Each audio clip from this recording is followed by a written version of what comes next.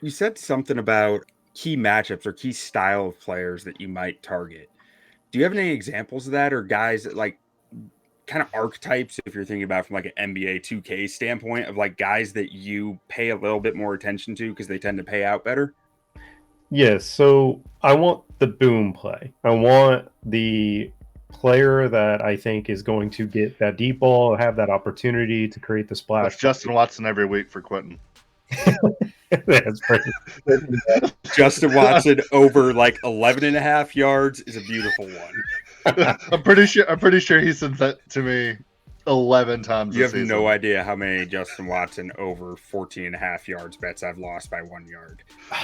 He's killed me in showdown slates.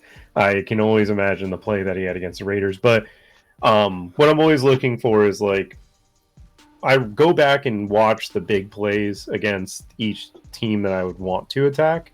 And then I think like as a coordinator, like how can you make that happen within your scheme, within your offense? Like the the team I wish I could have bet props on back in the day was when Tom Brady led the Patriots and their style of playing offense because they attacked your weakness. Which They didn't Patriots team? care.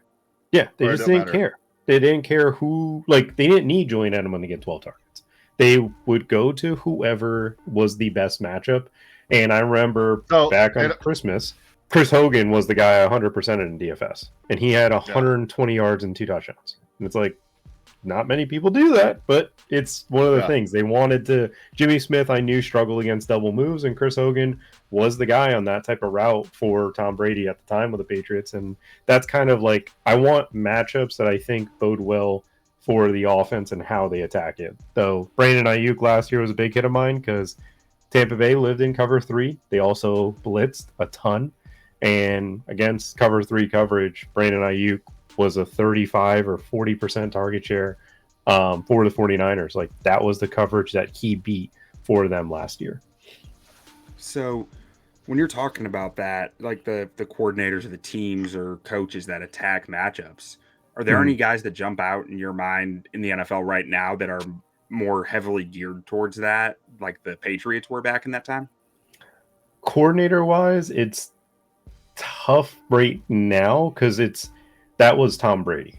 Hmm. There's not many quarterbacks that live into that at the moment. It's one of those things like maybe we'll be able to get there, but like as far as receivers and specific matchups, like you want Jerry Judy against man coverage. Like when a team is going to play man coverage, I expect Judy to be able to have one of those spike weeks where we all buy in again, and then he plays a team that lives in zone, and it's just kind of a nightmare. Like you, for So me, it's been the top do you receivers also, and chasing those. do you also trust Deshaun Watson throwing into man coverage? That's the other thing. It's I can't get. I will say I We was just in on Amari Cooper I last just year. gotta I just gotta get a Deshaun Watson shot in when I can. Oh no, that's fair. Deshaun Watson. I bought into Amari Cooper last year, and I can say that I was so happy when Joe Flacco took over. Yeah. The Yeah. legend. Amari Cooper. As a Cowboys fan, I'll love that man forever. That's fair. But so when you're looking at, say it's Tuesday morning, and or maybe it's Monday morning, I'm not sure when you might go through it for college or NFL or what, but when you're sitting down starting your process for the week of trying to find props, can you just kind of like walk us through what that looks like for you?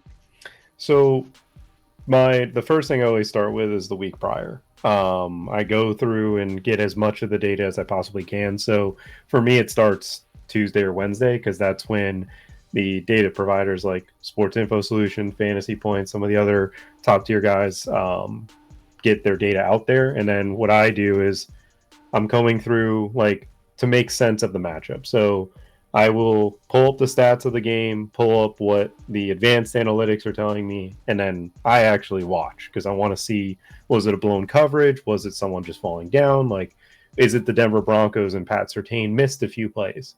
And that's why the number one receiver is able to thrive. And then one thing I noticed last year with the Carolina Panthers was if you had an alpha and you didn't have a secondary guy, we would rack it the entire game on your number one receiver. So I tried to stay away from number one guys against the Carolina Panthers because it just resulted in them being double teamed the entire game, and it was impossible to, like, for whatever reason it was, like, we were able to limit some of these ones. But then when you saw the Carolina Panthers play the Green Bay Packers or some of these Shanahan style schemes that they don't have just one weapon, they were able to really take advantage of our defense. Jordan Love, I think, had a really good day against us with Josh Jacobs. Actually ended up being a big game in general, but once I get, like, make sense of the week before, I look to the week ahead and, like, what is that matchup that I see? Like, Tampa Bay's defense last year was the defense I attacked. And I attacked for weeks, and it just kept working. I can say there's things that I missed, like not the Mari Cooper against the Texans.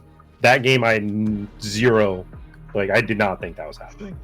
Yeah. I rewatched it, and they just had a perfect game plan for Mari Cooper in that one. The one thing I did pick up on was Nico Collins, and not Nico Collins. The way that the Browns defend teams, they would trust their best corner in following people when they get motioned, and the Texans weren't ready for that the first time around. The second time around, Nico Collins had one of the biggest playoff games because he was put in motion majority of the game, and they had no way of defending him in that one.